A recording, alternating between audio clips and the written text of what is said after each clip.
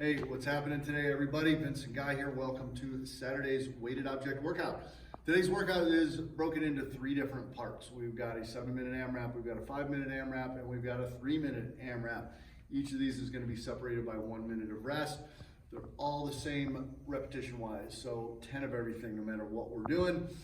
All of the AMRAPs look the same except for the first movement. So the first movement is going to be done with the weighted object every time, the first and second movement, but the first one is going to change during each of the different AMRAPs. So let's start with our first one, our 7 minutes, as many repetitions as possible, 10, 10, and 10. We're going to start with 10 weighted object sumo deadlift high pulls. So we're going to get a wide stance on this. You're going to get into more of a squatted position as you go down. Get this with both hands inside of the legs. Keep the chest up, neutral head, kind of gazing out in the distance here. You're not looking down at the floor. Again, depending on the object, will depend on the depth of your setup here. So in this position here, guys, going to go ahead and extend his legs and just pull that up under the chin. We want to make sure we're keeping that in close. You're leading with the elbows, and the elbows stay above the object at all times. So 10 weighted object sumo deadlift high pulls will be followed by 10 weighted object front squats. He's going to take that, hold that in whatever manner is appropriate based on the object. No matter what it is though, we want to make sure these elbows are forward, whether we've got a goblet squat for a kettlebell or a dumbbell or a barbell, backpack, etc. We want to keep the elbows forward, keep that bag in or object in really nice and close. He's going to go ahead and do 10 front squats with that object. And then that's going to be followed by 10 tuck-ups. So the tuck-up will be done without the object. We're going to go to the floor here, and he's simply going to tuck himself up, getting up high onto a sitting position, just like that. Perfect. So 10, 10, and 10, 7 minutes, as many times as you can get through that.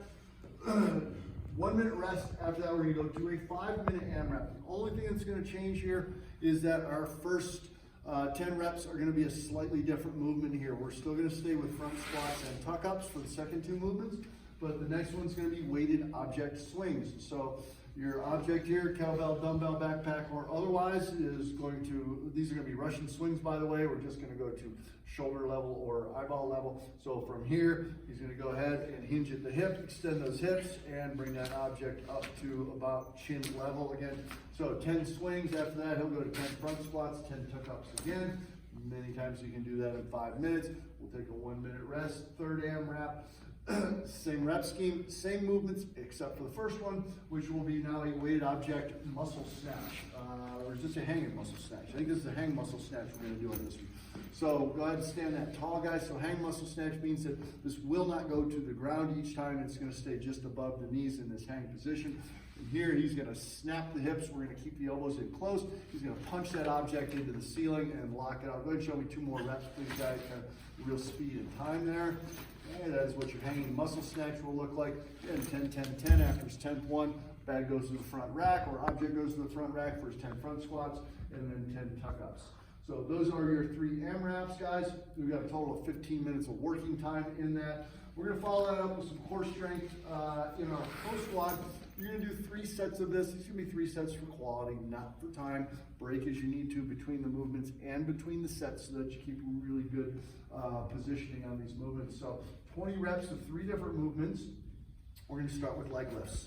So flat on the back. The important part of the leg lift here, guys, is maintaining contact with the low back and the floor. So in other words, we want to try not to let this back arch and we get any gap or space between the low back. So we want to pull those ribs down, suck your belly button into the floor so that low back is connected.